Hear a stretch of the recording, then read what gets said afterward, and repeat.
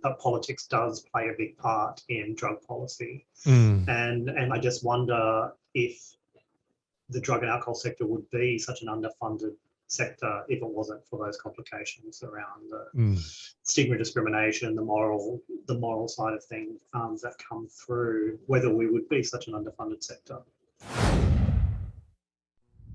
Boom. Welcome back, everybody, to another episode of Real Drug Talk. Now, we were just talking before we were recording, and I know I always say at the start of my podcast that I'm excited, which I've got to stop saying because when I really am excited like I am today, it kind of takes the meaning out of it. But I'm pumped today because I got Rob Stirling. Now, have I said that right? I always mess people's names up. Okay, good. And he is the CEO of Nagle, which is the peak body for non-government services in New South Wales. So we've had Beck Lang, just for people that are regular listeners, we've had Rebecca Lang and Sam Biondo. Sam Biondo is the equivalent of Rob in Victoria, and Beck Lang is the equivalent of Rob in Queensland. And I'll get Rob to explain a little bit about peak bodies and stuff like that as well, because it'll be interesting. But I'm excited because today we're going to talk about outcome measures and how services are evaluated. And we've talked a little bit about that in other podcasts with other guests. But today I'm excited about it because Rob has actually, have you completed your PhD or are you just halfway through it? I'm halfway through. Awesome. So he's deep in it, and he's got everything at the forefront of his mind. So I'm excited to pick his brain about it. But how you going, mate? I'm doing good. It's a good day here in Sydney today. So thanks for having me. I'm excited to talk about it. No worries. Awesome. Yeah, finally, it's a good day here in Melbourne too. So, I haven't got the weather depression happening. But just quickly, before we go into all that stuff that I framed up that we're going to talk about, I'm always really interested to know, how did you find yourself in the alcohol and drug space? Because a lot of people come out of it from experience, I guess, of some sort. And yeah, I always find it really interesting for people that I don't know the backstory, how they got involved in it. Well, it was definitely not something when I was growing up thinking that I was going to work in the drug and alcohol sector, that's for sure. Like many people, my pathway here is different. I mean, I grew up in Mount Druitt in Sydney's west, and I guess drugs and alcohol were kind of, with me from since I was a young age through my parents and my own experiences. I actually did intelligence work. Oh, wow. And then I went overseas. Like ASIO intelligence work or like AI intelligence? It was telecommunications interception. Wow. That's interesting. But I was with a lot of old white men, and I was a young man, and so I took off and taught English in China. And when I came back, I applied for a job at the Ministry of Health in the Centre for Drug and Alcohol. And I guess my gateway to that was that I was looking at reporting for drug diversion programs, and because I had that history of doing that intelligence work, it was kind of my gateway in. And then I just felt like I found my home. And then from there, I kind of studied public health and I've been a NADA for 12 years. I started as a senior project officer from the ministry. I came over, and I've been here 12 years, and I've been in the CEO role for about 6 months. Wow, amazing. It's so interesting. I love hearing people's career progression, particularly when they're sort of not exactly linear like yours. So have you, what made you want to go to China and teach English? You're just interested in the world and other people and stuff? Yeah, just love travel. I'd lived in the UK for a while. My dad's a Scot, so I'd gone over and lived in the UK, did a lot of people did, backpacked around Europe and wanted to see a different part of the world. And so heard about TEFL teaching and just kind of, did a course and went. Yeah. So that's interesting. I want to, and I don't know if it might have not been on your radar at the time, because that's something that I often have found myself thinking a lot, I often sit in meetings and get frustrated about, the health system and how it operates and stuff. And then sometimes for whatever reason, I'll talk to someone from another country or another system and I'll just think, fuck, we're actually really lucky. But, did you see any of the alcohol and drug system in China or how they approach it, or it wasn't really on your radar at the time? It wasn't on my radar at the time, no. Yeah. It's interesting. Yeah, I think sometimes when we do some of this public health policy, it would be really good at times to be able to insert people from other countries just to give us all a bit of perspective on, wow, we're doing Absolutely. okay. I think it would have been a very interesting look into the health system in China, but no, it wasn't on my radar. Yeah. So what was it about alcohol and drugs when you came across that? Was that setting up the early warning systems, did you say, for drugs and stuff like that, or? No, it was existing data Right. reporting systems at the Ministry of Health, looking at the MERIT program, the Magistrates Referral into Treatment program here. Yeah. And yeah, I mean, I stayed doing that type of work there for a while, and then moved on to CDATs, which is the Community Drug Action Teams, and working on the policy program side of that program. Yeah. Interesting. Okay. So from someone that is, it's really interesting perspective, that's doing your PhD on some of these outcome measures and how the system works, I suppose, and from someone that, is operating an organization that is kind of representing people that are working within the system and all that sort of stuff. Like how would you explain, this is a hard question, sorry, straight off the back. How would you explain the sort of top issues and what we need to do to progress in those issues and change things up? Around measuring performance? Yeah. Look, I mean, so just to backtrack, I guess. So NADA represents 100 non-government services. Right. Yeah. So maybe just explain that. Yeah. Yeah. So NADA represents 100 non-government organisations. So about 60% of those are specialist services. Their primary function is alcohol and drug service provision. Mm-hmm. The other 40% are associate members, and they are services whose primary function isn't drug and alcohol, but they also provide drug and alcohol, like women's health, youth services. Yep. So, I mean, look, I think ever since I've been at NADA, our services have talked about the complexities of having multiple funders. I mean, in New South Wales, we have 10 PHNs. We've got the Department of Health at the Commonwealth level, as well as the National Indigenous Australians Agency. We've got the Ministry of Health, and then we've got about 17 local health districts as well. So funding... So, sorry. And just to explain, to give everyone listening a bit of context, because it's funny, like I've talked to people about this all the time, I get confused. So just quickly, do you represent private organisations as well? No. So NADA's constitution is really clear. We don't represent individuals. We only represent non-government organisations. So we don't represent hospitals or public health systems, AOD services, nor do we represent private AOD services. So does that only fall into the category of non-for-profits? Exactly. Okay. So there's that. And then would you say that most non-for-profits are accessing some kind of funding off some form of like government? Absolutely. Yep. I mean, I think all of our members, I think there may only be one of our members that doesn't receive government funding. And that service is a really small NGO in the inner city area who's primarily through fundraising and other mechanisms. Interesting.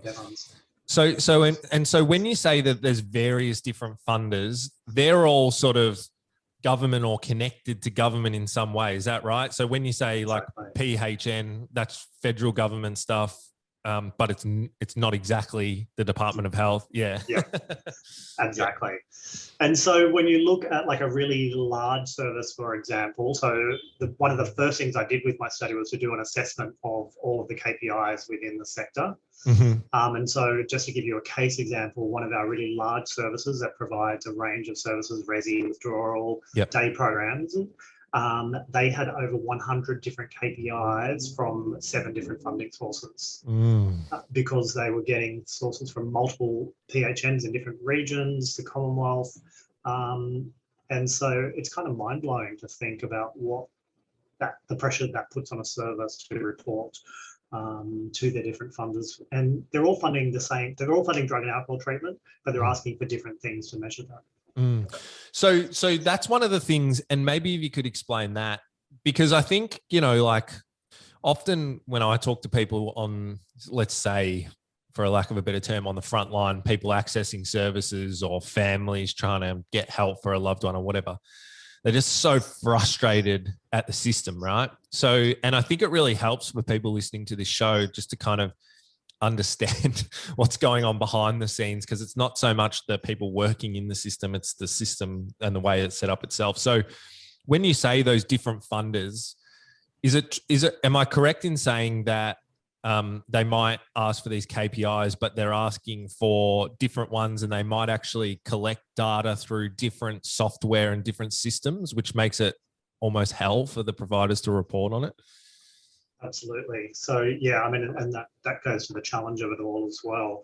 I mean, one services, I mean, I think you probably already know, but maybe your viewers don't know. I mean, alcohol and other drug treatment is a very underfunded part of the healthcare system. And obviously that goes to some of those access issues that you talked about and some of the frustrations that people have in trying to get into treatment.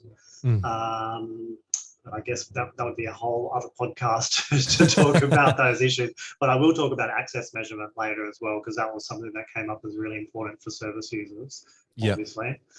And something that we don't measure well. There's no consistency in how we measure access to treatment across New South Wales and across the country. So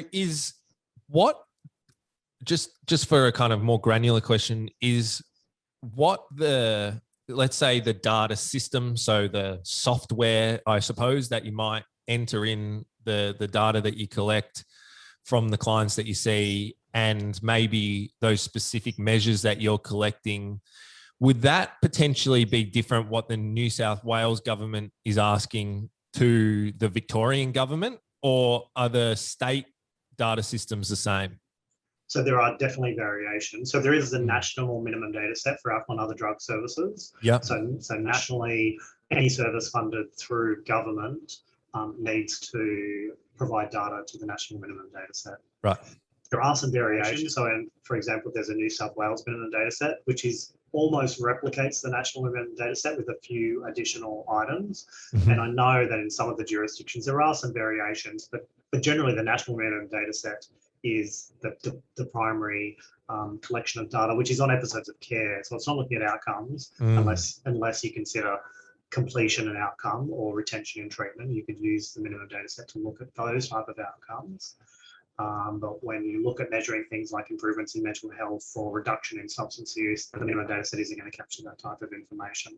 Nagle was really fortunate about 10 years ago that the New South Wales government saw that this change in moving to outcomes-based commissioning reporting and funded NADA to develop a client outcome management system. So NADA has an online portal for our members. It's not compulsory for members to use it, but they can for the minimum data set. And then we went through a process of talking to members and academics around, well, what are the outcomes we should put in our system? Which was a hell of a challenge, and it doesn't meet the needs of everyone. So at the moment, we've got the K10, which is looking at measuring psychological health. We've got the WHO quality of life measure, which is an 8-item measure looking at quality of life, which does go into things like housing and connections with family and friends as well. Is that the WHO qual bref? Is that what it's called? That's the one. So we have that in our system. Then we have the severity of dependence scale. Which isn't liked by everyone, particularly resi services, because of the nature of the scale. If you're absent and in residential treatment. And we also have a few additional items relating to risk, relating to bloodborne virus risk. Yeah, interesting. So there's so much here, and I'm just, forgive me, I'm trying to think about how to break it down for maybe people that haven't heard any of this stuff that we're talking about before, and also get out what I want to get out of you, because there's so much. That's okay. I think it's a journey. Measuring outcomes, what we're trying to do with our members over the past 10 years is not about government it's around working with clients and around improving care for people, because that's what we're here for, and that's what's most important. But then, of course, government needs to be accountable for their funds, and we absolutely appreciate that, and we expect that if you're receiving government funds, you've got to be accountable. It's public money.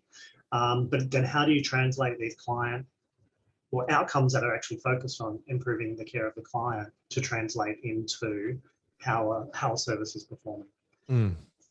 Yeah, 100%. So maybe could you talk a little bit about so what I'm hearing you saying, and correct me if I'm wrong, is that there's lots of different funders, and within those different funding streams, they all give people different requirements that they have to, KPIs that they have to report against.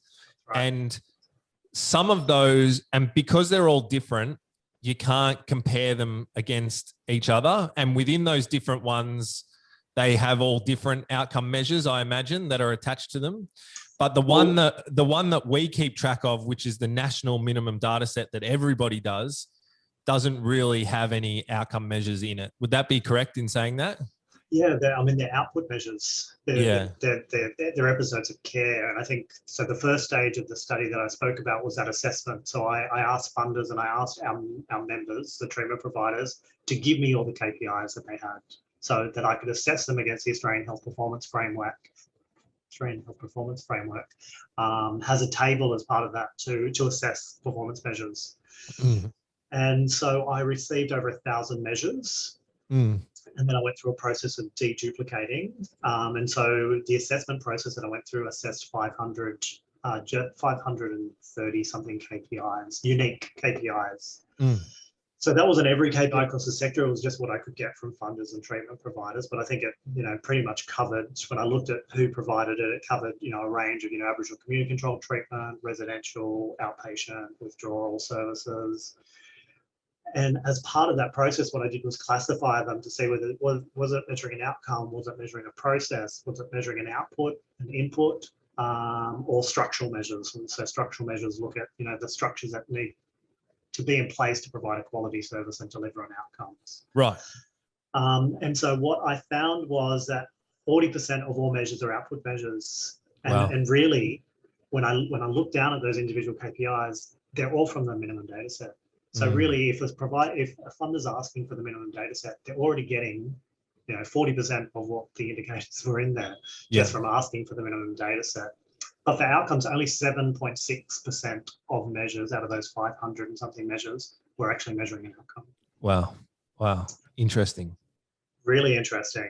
And, kind of goes against, government policy is where we're moving to, which is around looking at measuring outcomes, which is, what's important for people receiving care. Yeah. So, sorry, what were you going to say? I was going to say that makes it sound really simple and like, oh yeah, we just change all the measures to outcomes, but it's so much more complex than just saying, okay, we're just going to move to outcome measurement, because we as a sector, we kind of need to collectively, what is that outcome that we're wanting from alcohol and drug treatment? And that's what I was going to ask you, right? That was going to be my next question is which you've touched on, like why are outcome measures important? And you covered that, because we want good results for the clients that are accessing the services. That's what it comes down to. But, what are those complexities in developing those outcome measures? Is it because and I think this is something that we've tried to educate a little bit on the podcast, is that, most people think of drugs and alcohol and they just think addiction, and they think of residential rehab. But really that's kind of only one stream of treatment. Is it because there's lots of different ways that drug and alcohol services can be delivered and they're different? Is that the main complexity in it? That's a really interesting point. And not something that I've actually found through my study so far, because what I expected was differing outcomes for different treatment types, but it's not really where I've got to so far in the study. I mean, I'm only halfway through. And obviously when you're talking about withdrawal, that's a very specific type of treatment, which is really short, and maybe the outcomes are a bit more clear for that. But what we know is that treatment generally doesn't exist in a single episode of care. It's about a continuum of care to people. And so I prefer to look at it thinking about, we need to measure that. But then again, I mean, it just goes back to, as you were talking about, most people think, well, the outcome for substance use treatment is cessation of drug use. That's the outcome. But I think what I'll talk about later is actually that wasn't the most important outcome for treatment providers, service users, and even funders. I mean, of course, funders. Everyone talked about it kind of as a given. So it was kind of a bit weird when I did focus groups. I did 10 focus groups, 1 with funders, 4 with treatment providers, and 5 with service users.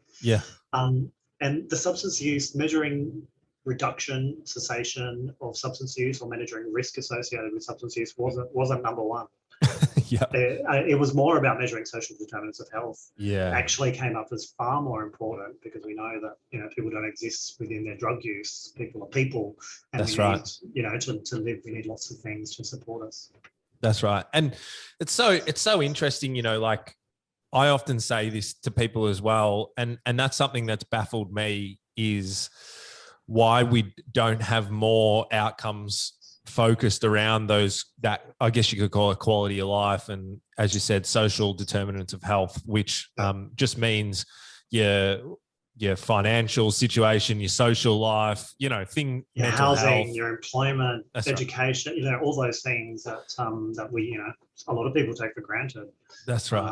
But it's so important to living a healthy life. That's right. And that's what I often say to people, is that when someone hits a drug and alcohol service, which is like, they might understand that to get those things, maybe part of that might be reducing their drug use or the harms related, but they're really mainly looking for a better life, which is all of those categories, and it baffles me that we don't measure that. Absolutely. And in fact, talking with the Aboriginal services, I had a separate group with Aboriginal men and Aboriginal women, and the substance use related outcomes didn't even come up. For them, it was housing was like so important.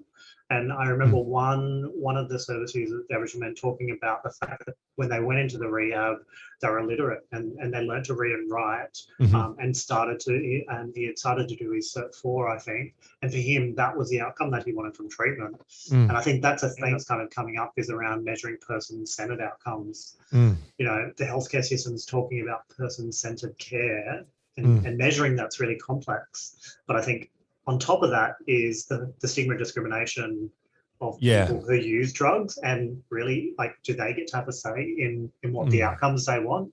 And so I think it's a very interesting area.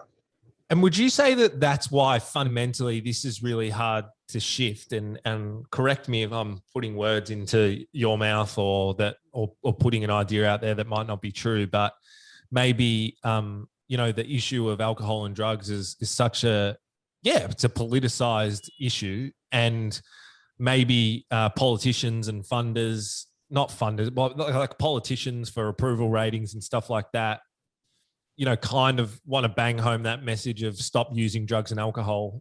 And that kind of directly conflicts with that person-centered care model, because people tend to just use drugs and alcohol. And that's not necessarily a bad thing. Yeah. But I mean, you're absolutely right. But politics does play a big part in drug policy. And I just wonder if the drug and alcohol sector would be such an underfunded sector if it wasn't for those complications around the stigma, discrimination, the moral side of things that come through, whether we would be such an underfunded sector. Interesting. So tell me if this is too much of a simple-minded way to think about it. But, now we have the new, what's it called? National Quality Framework thing. Yep. And I believe in there, I should know this, but I believe it kind of breaks down the different levels of service that might be available. Is that right? Like the different streams, it kind of shows it in some sort of a diagram. Could be wrong. So there's two frameworks that the Commonwealth Government worked on concurrently. One was the National Quality Framework, and one was the National Treatment Framework. And I think it's that one.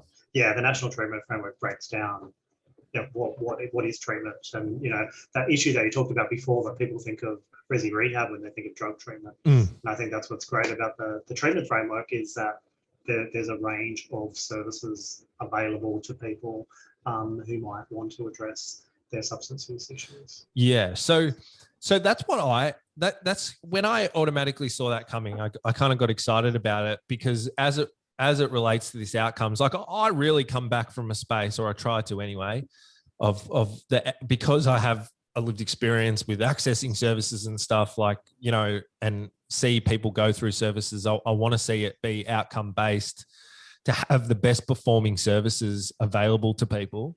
And I don't understand, and again, tell me why this is such too of a simple idea, but why can't we take those different breakdowns of the way that treatment is delivered in that nationally improved treatment framework, and say, and I can't remember what it is, but say, for instance, one is a residential rehab, and then we have a list of outcomes that determines that that is a really well-performing service if you hit this amount of things for that type of service, and measure each one of those services across the country against those outcomes in the different streams, whatever they might be for the different streams, so that we can have that benchmarking happening and proper quality competition. Is that too simple of an idea? I don't think it's too simple of an idea at all. I mean, it's complex. I mean, the idea is simple. The implementation is complex. And look, I mean, I think nationally there is not a performance measurement framework for drug and alcohol. There is in mental health, but it's only for public mental health, so it doesn't actually include non-government mental health services as well. And I know that the Australian government is definitely, that's where they want to move to. And I think it's probably, in terms of a process, the treatment framework is probably a good start before we move on there to, define what we're talking about when we talk about treatment. I agree, absolutely. And I think when it comes to performance, and service providers obviously sometimes get worried about those benchmarking and comparing because of client complexity. I mean, all of our clients are complex. I mean, I don't talk to many people service and go, our clients are very complex. But we definitely need to benchmark Resi and Resi, but then there's other factors like a specialist women's service who might have children in their care, and being able to look at whether there might be different outcome measures for specific populations as well. But I agree, and what I'm hoping to achieve from my doctorate is to have a finite list of performance measures that funders could use in contracts. And as I'm moving through this, it might be that there is this core set of performance measures that go across all AOD treatment services, and then you might have some additional ones where if you're commissioning a service of this type, you might add in these two extras here. But I think you also need to think about, well, what is performance measurement about? And one, yes, we talked about accountability, but it's also about improving services. That's what it should be about. I mean, there's a lot of fear that it's going to be used with, they're going to take our funding away. And of course, there's no documentation to talk about contract or performance management as well. So I think that's another gap. So what is that performance management? So performance measurement is just around measuring it, but then performance management is what are you going to do with that then? How does that work in terms of the relationship between your funder and your provider? And I think Victoria is the only state, to my knowledge, that has a public document that talks about that performance management. Whether it's a good document or not, I'll leave that to VADA to comment on. But I know in New South Wales that's something we kind of need, that so people know what to expect. When a treatment provider knows what to expect in terms of that relationship. But for me, performance measurement is about reflecting on the services we're providing and how can we do better.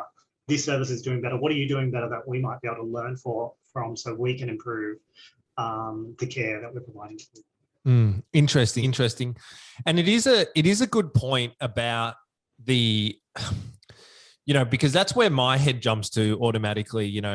I think it's partly because I come from like a sporting background and things like that, where I just kind of think, well, yeah, there has to be a tangible way to measure an outcome.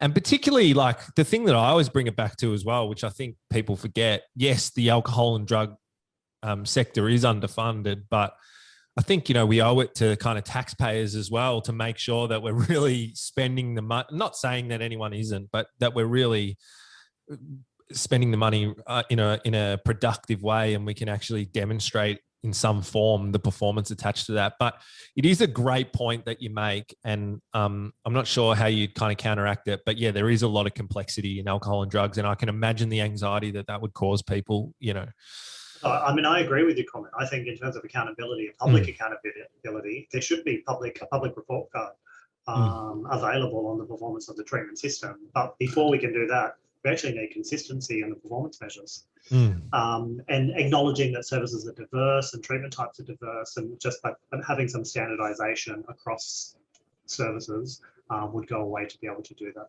Yeah. So to just try and get the flip, because it sounds like me and you have drunk for a lack of a better word, the Kool-Aid, and, we're all about it. But you talked about the anxieties that people might have around service providers, around funding being missing and whatever. what are some of the other like arguments against it? You know, because obviously like we've been doing this throughput system for so long, there has to be a reason why we're stuck with that at the moment. So, I mean, I think what was interesting is when I talked to service users around what success looks like for them, I mean, there were some variations if they were in from a residential service, but part of that was around, well, what are the treatment outcomes at 6 months? And for some service users, that was important to know, are they still achieving those treatment outcomes at 6 months? Service providers aren't opposed to it, but some of them are concerned about the influences that are outside of the control of the treatment provider once a person leaves, and they're having their performance measured based on something that happens when they're no longer in their care. Yeah. So I think it's like thinking about outcomes in terms of the immediate, the short term, and then the longer term outcomes. And of course, we want longer term outcomes for people who are accessing our services. But the other thing that I heard from service providers was around relapse and returning to treatment. And so some of the KPIs that we looked at, funders are actually wanting to know how many clients are repeat presentations, and measuring that. And that, obviously freaks some service providers out in terms of the control that they have. But also the service users were saying that's not a bad thing. If someone's coming back to treatment, that's actually a good thing. That, if they need to re-engage with the service, they may have, slipped, or, lots of different language that was used to describe that. Re-engaging with the service is a positive thing, because it means that they're seeking to address the issue. So I think we definitely need to move away from services potentially being penalised for people coming back into the treatment system or re-engaging. Because there was also talk about, that sense of community, the peer engagement, which was really important for service users. Interesting. So it's really kind of fundamentally something that needs to happen, it sounds like, is a paradigm shift in the way that we think about service engagement and people accessing services. Absolutely. I mean, we've been talking about outcome measurement, but I mentioned those different measurement types. And the interesting thing from my phase 1 study, where it's, it was, outputs are the, 40% of what's in contracts, then followed by process, and then it kind of moved down, and outcomes, experience, and access measures were, under 10%. What I found when I did the focus groups with those different stakeholder groups, we did a democracy process where I had all the different measurement types around the room, and participants were given 10 dots, and they put a dot next to what was most important to them. And when I analysed all the results from the funders, treatment providers, and service users, what was important to measure totally flipped what's currently in contracts. So measuring access to treatment was number 1, and that was definitely influenced by service users. And then it was followed by experience measures and outcome measures, then structural measures. And down the bottom was input and output measures. But access measures was actually number 1, and that was around availability of treatment. How do you measure? What was most important to people was from first contact to entry into treatment. We kind of need to measure that. But then the complications around that is service providers, being concerned that their performance is going to be measured based on that indicator.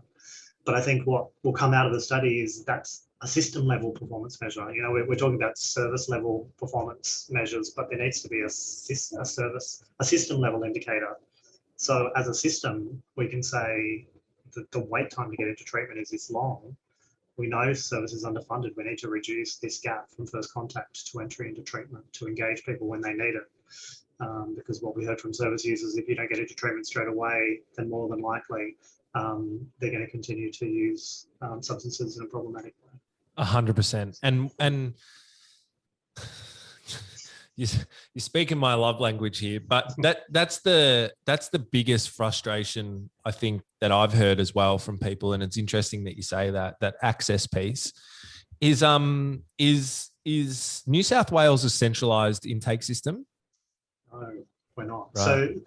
So each local health district does have a centralised intake for the public health system, and we have an ADIS, the Alcohol and Drug Information Service that people ring up. But it's not a centralised intake system. So I could ring a service and they could do an assessment with me and try and get me into their service if I was suitable. You could be on a wait list for 5 different rehabs at the same time. Yeah. And that's what service users do. I wasn't in the Aboriginal women's focus group, but we had this Aboriginal woman talking about how she had post-it notes on a mirror with all the different rehabs, and because you have to call on this day, and to be able to manage that, she had all these post-it notes on a mirror so she knew when to call. And I mean, that's unacceptable. Like that someone needs to do that to access healthcare. It's tragic. I know. I can't get over that as well. I was just recently helping a guy try and get into a treatment facility, and he's very complex. He had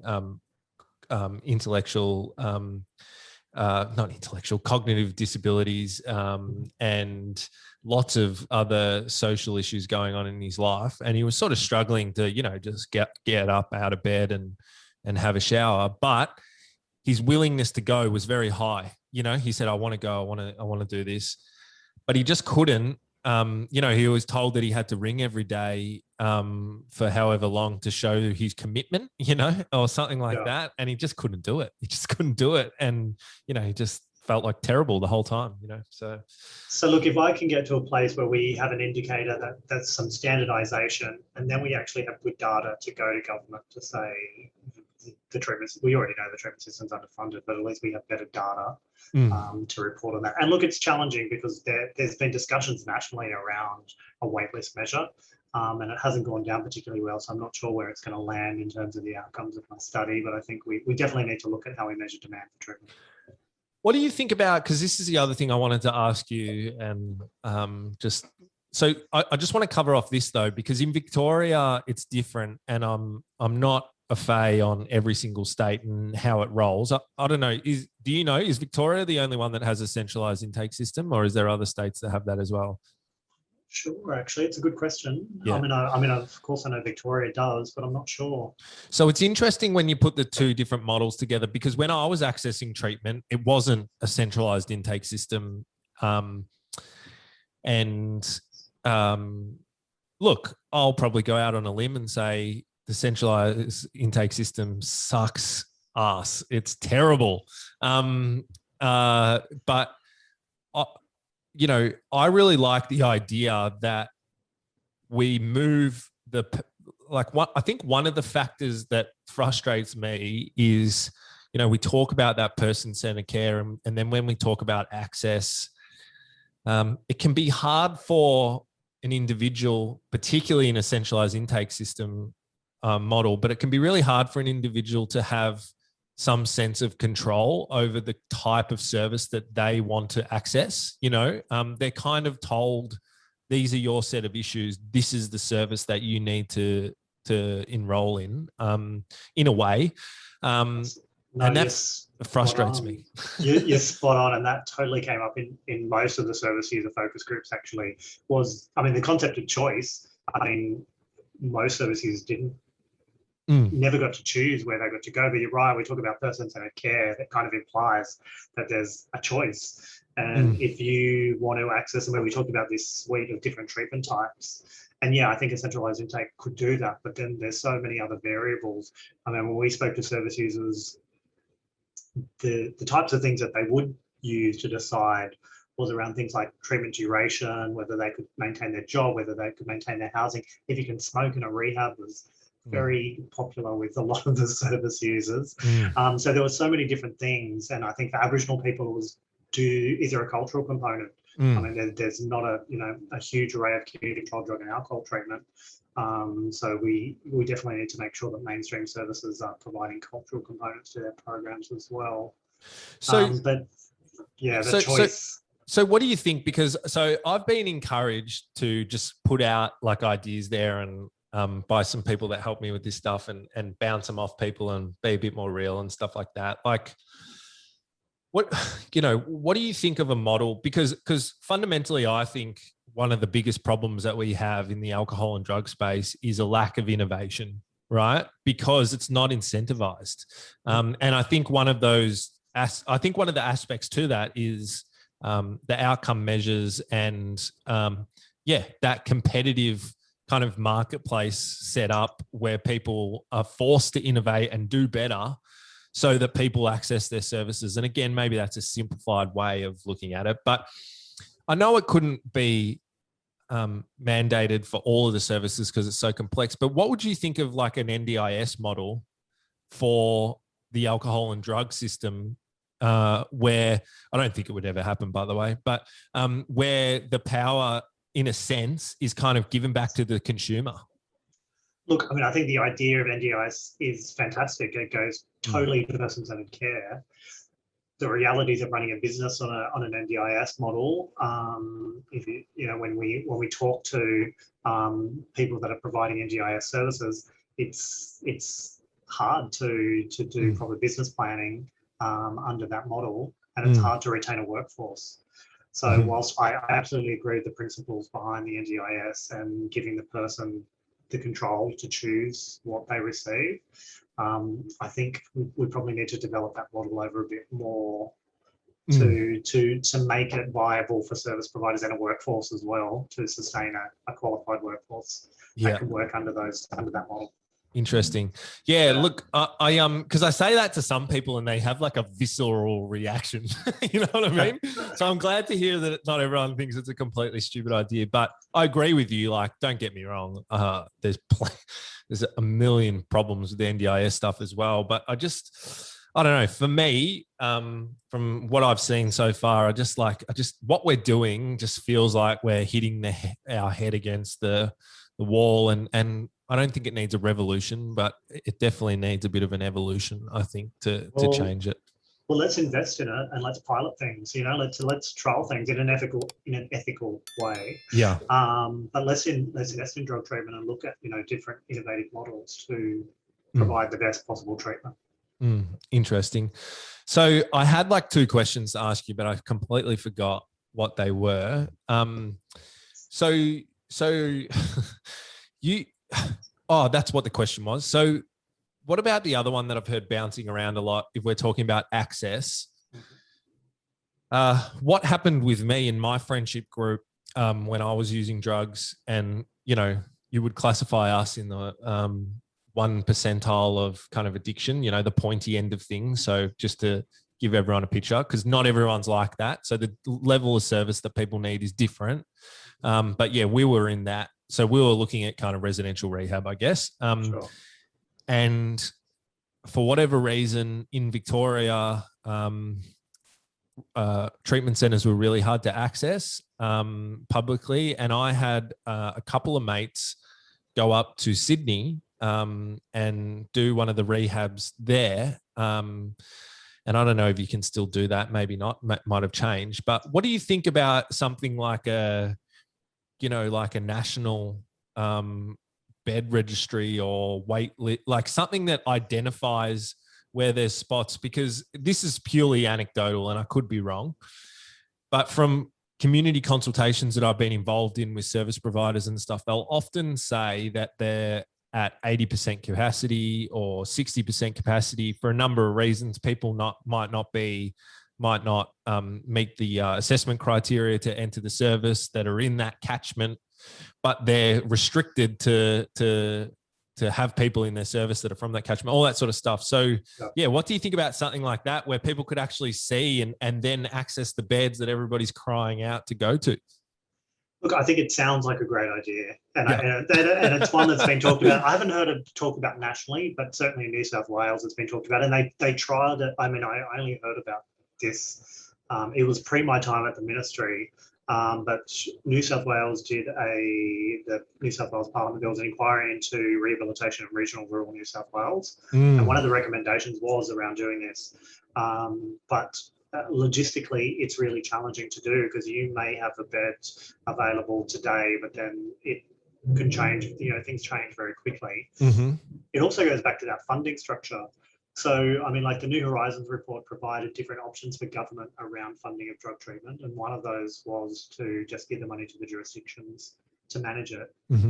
I think if you had a single funder, maybe it would be more possible to manage that. But when you look at a service who isn't funded for beds, they might be funded for a nurse through this funding source. They might get some drug court money to have some beds. So those beds need to be quarantined for drug court. I mean, services are very creative in the way they manage beds. So I think the idea is good, but I think the complexity of the system wouldn't make it possible to have a registry. Interesting. Yeah. Do you think that's one of the problems? Like, I know we kind of touched on it at the start, and I know we're getting away from outcomes here, but I love picking people's brains that are in the system. Like, do you think, I don't know, in a lot of ways, it does democratize the funding, having it split between states and the different bodies and stuff. But in another way, it really inhibits the connectiveness of everything, doesn't it? Do you think it's a problem? Like, would you want any change to it? It's absolutely a problem, but there's pros and cons. And, I talk to my member, as a peak body, what I do needs to be based on the views of my members. Yeah. And so it's a lot of talking to our members, and it's really divided on whether that's a good thing or a bad thing.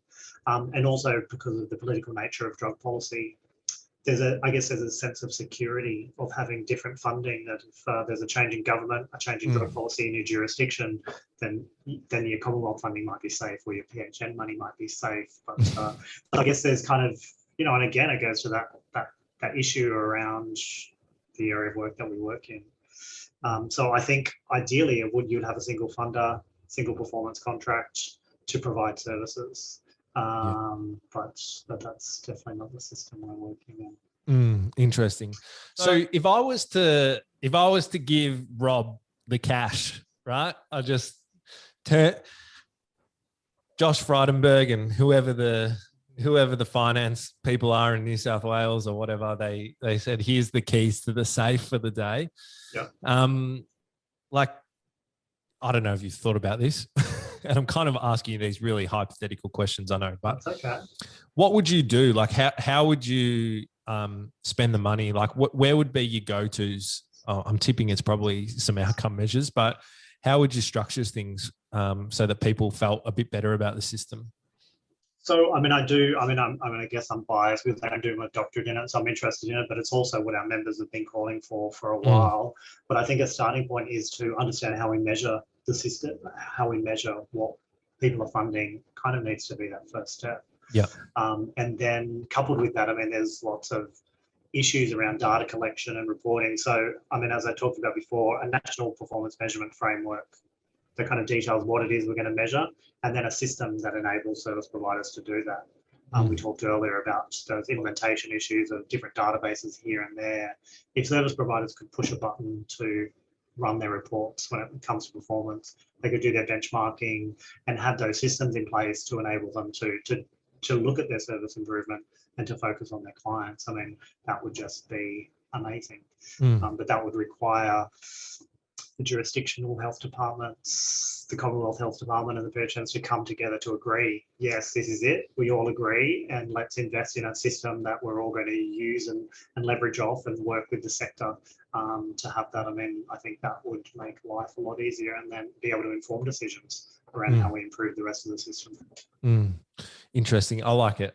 So, like, just for people wondering, how does all the stuff that we're talking about, I'm sure there's lots of other people in the alcohol and other drug sectors that are having these conversations in coffee shops and, in conferences and in rooms after they've seen clients, and they're just going, fuck, I can't believe this is happening. I'm sure there's lots of people, but just for people out there, as someone that has progressed to a certain level, because I assume like a part of your role is, as a peak body, is to kind of advocate for policy for your members. Is that right? Like, absolutely. Yeah.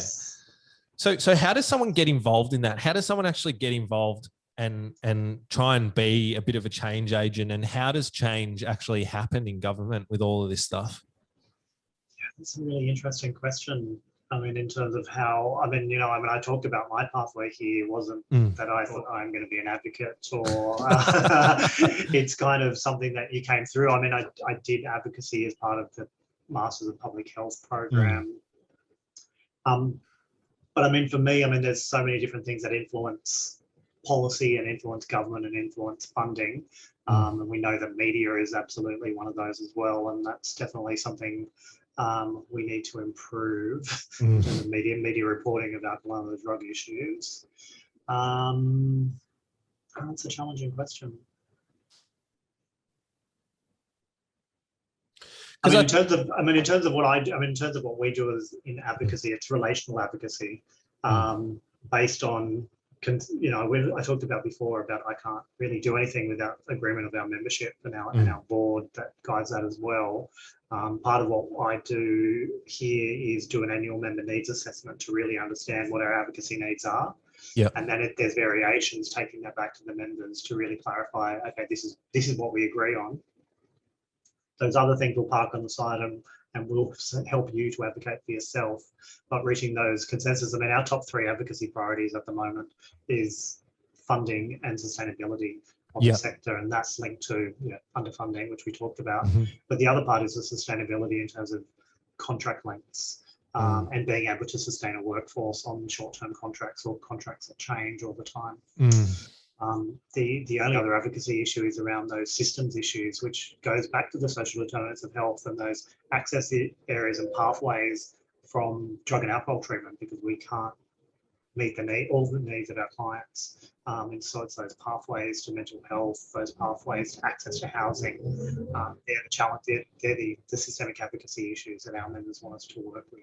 Yeah. And I guess we do that by talking to our jurisdictional health departments, Commonwealth health departments, trying to get into Minister's office, having public forums, trying to get into the media to get our issues out there. I'm not sure if I answered the question. It was a big question, and I went on a few different angles. So. How do you change the world? Yes. No, it's good, because I think for me, like, that has been the tried and true problem that I can see is just I don't know if you'd agree, it's just my opinion, like for whatever reason, a bit of the fragmentation nationally of kind of the sector and just feeling like there's no clear pathway forward for people to kind of come down. I know you don't want every Tom, Dick and Harry putting in their 2 cents, but you kind of do as well, like to come down and say, hey, this is what we want to do. I think, that issue of advocacy, because I think it's been talked about more recently. I know Alison Ritter did a presentation on the role of academics in advocacy. And I remember Dr. Marianne Jauncey did a presentation at ABSA, the Professional Drug and Alcohol Conference, about we're all advocates and we all, regardless of who we are, I'm a CEO and work for Peak, obviously advocacy is a big part of that. But as frontline workers are advocates. They're advocating for their clients all the time. So it's actually across academia, across service delivery and peaks, we all have a role in advocating to improve the system that we have at the moment.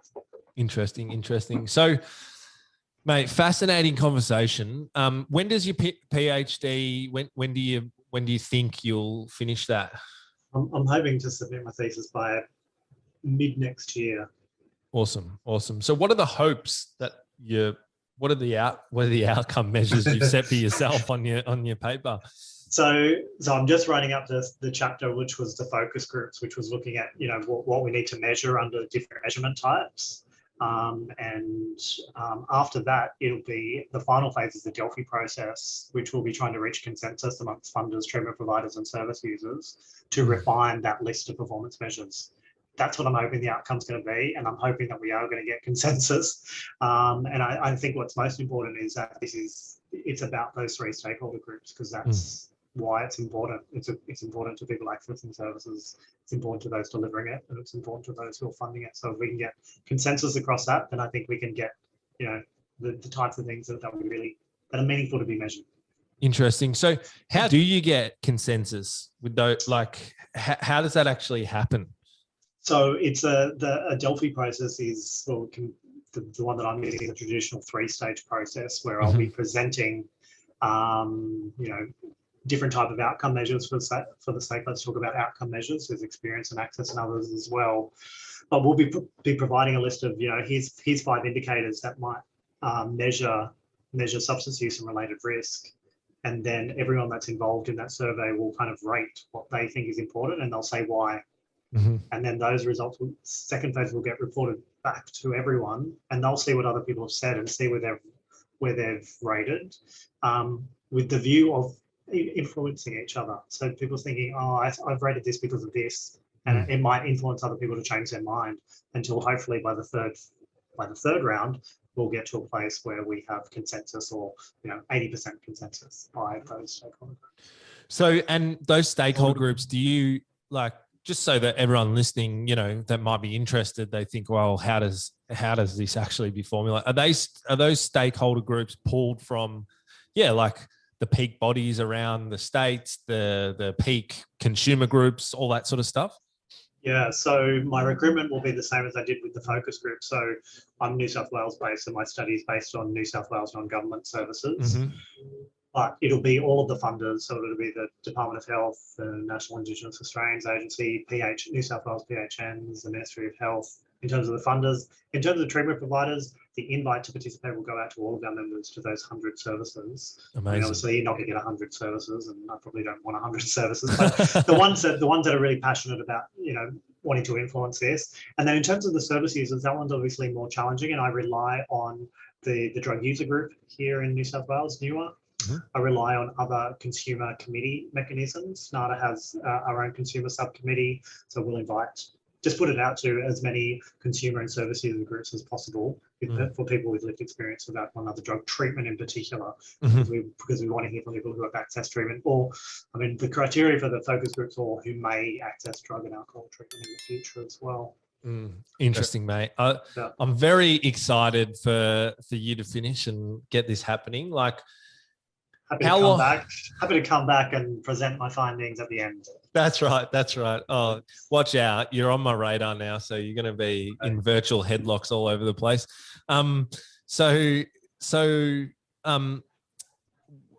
What would be a good timeline for you as well? Like, what would you expect a timeline for something like this to be able to see changes happen around outcome measures? It's a good question. So I guess obviously when I get the results, and I finish my doctorate, it'll kind of be when NADA CEO kind of comes in, even though I'm the same, will be to advocate then really to funders. And I guess the primary funder, I mean, obviously New South Wales Health is our primary funder here in New South Wales, but the Commonwealth kind of needs to be my influencer, because what I really want is for the results to influence a national performance measurement framework, which I've mentioned to you, and I've spoken to people in the alcohol drug branch in Canberra, that's where we need to go. And I'm hoping that I'll influence that. And whilst my results might just be New South Wales, it'd be great for them to use that result to then consult nationally to see if we can get some national agreement. And then that'll filter into the PHN contracts, hopefully, and then the jurisdictional health departments as well, so we can get some national consistency on how we're measuring treatment. Amazing. So cool. Hey, thanks. So fingers crossed. That's right. Thanks so much for coming on and explaining all of that. I know it's challenging to kind of distill down a little bit, particularly when you got your head in the PhD and you're doing it all, you know, right now. It would be really hard, but no, I appreciate it. And me personally, I don't know about anyone else listening out there, but me personally, I'm excited to hopefully see some of this come to fruition, because I think it's definitely down the right track. So yeah. That's great. People are interested. Awesome, mate. Awesome. Thanks again, and we'll see you next time. Awesome. Cheers, chat.